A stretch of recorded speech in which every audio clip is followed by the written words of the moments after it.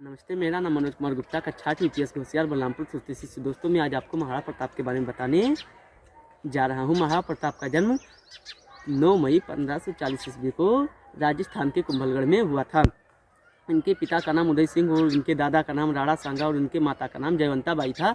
बचपन से ही क्या थे, ये युद्ध कला सीखने लगे थे। इनकी जो पहली गुरु थी, इनकी माता जयवंता बाई थी। जयवंता बाई थी जो इन्हें क्या करती थी कि हर चीज़ युद्ध कला के बारे में बताती थी।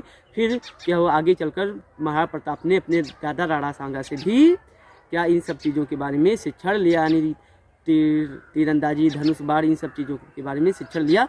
जब 11 वर्ष की उम्र में थे तो क्या हुआ, एक दिन ये जंगल से होकर जा रहे थे तो एक शेर इनके सामने आ गया। तो वो भाला लिए थे तो एक दो बार तो राणा प्रताप के चकमा देकर इधर उधर निकल गए, लेकिन जब वह शेर झपटने के इरादे से उनकी ओर बढ़ा तो महाराणा प्रताप भी एकदम गुस्से में, क्रोध में आ गए।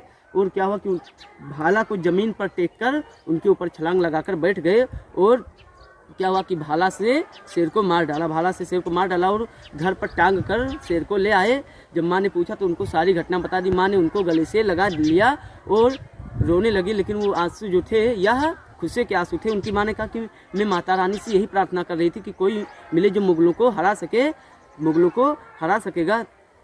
तब महाराणा प्रताप ने पूछा कि मुगलों को कौन हराएगा। उनकी माँ ने कहा कोई नहीं, मुगलों को तू हराएगा। तभी से महाराणा प्रताप ने प्रण ले लिया कि मैं मुगलों को एक दिन जरूर हराऊंगा। फिर आगे चलकर उन्होंने आचार्य रघुवेंद्र से भी इन सब चीज़ों के बारे में शिक्षा ली और ये तीरंदाजी, धनुष, बाण और फिर जो भाला होता है, मतलब तलवार, ढाल, इन सब चीज़ों में एकदम पूर्णतः निपुण हो गए।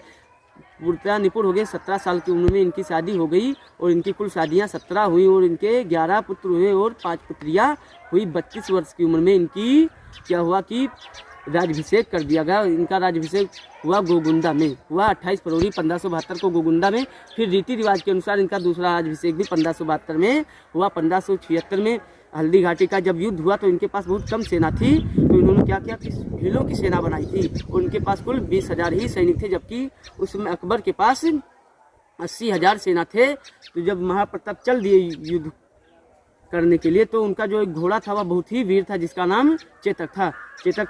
तो जब वह चल दिए तो 5.5 फीट के 7 फीट 5 इंच के महाराणा प्रताप 10 किलो का तलवार, 10 किलो का जूता, 80 किलो का कवच, 70 किलो का भाला और 110 किलो का उनका खुद का वजन, अगर देखा जाए तो 2 कुंटल से भी अधिक उनका सारा भार हो जाता था।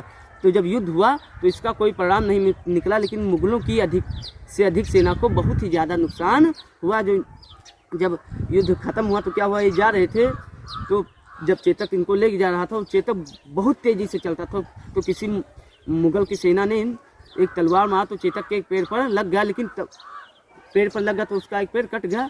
तब भी चेतक ने 28 फीट ऊंचा नाला पार कर दिया। 28 फीट ऊंचा नाला पार कर दिया और ऐसा गिरा कि दोबारा ना उठा। लेकिन क्या हुआ कि अपना तो नहीं उठा दोबारा, लेकिन अपने जो महाराज थे उनके, यानी महाराणा प्रताप की जान उन्होंने चेतक ने बचा ली। उनका एक हाथी जो था या राम प्रसाद, यह भी हल्दी घाटी के युद्ध में बहुत ही वीरतापूर्वक से लड़ा था और 8 हाथियों को अकेले खत्म कर दिया था। हल्दी घाटी के युद्ध में एक बैरम खां था जो अकबर का सेना था। महाराणा प्रताप ने क्या किया था, अपने तलवार से उसको इस तरह से मारा था, एक ही तलवार से किसके बैरम खां के 2 टुकड़े हो गए थे।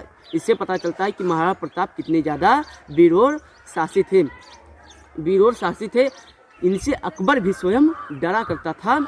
19 जनवरी 1597 को जब महाराणा प्रताप की मृत्यु हुई तो अकबर भी बहुत रोया था, क्योंकि वो जानता था कि महाराणा प्रताप ही ऐसे थे जो कभी मेरा आधिपत्य स्वीकार नहीं किए। अकबर ने कई बार इनको प्रपोजल भी भेजे थे, लेकिन महाराणा प्रताप ने इसे कभी स्वीकार नहीं किया था। धन्य है वो महाराणा प्रताप जिन्होंने कभी भी मुगलों के सामने अपने घुटने नहीं टेके और खुद ही घुटने टिका दिए। कहा जाता है कि अकबर की सेना में दम था और महाराणा प्रताप के सीने में दम था। धन्यवाद।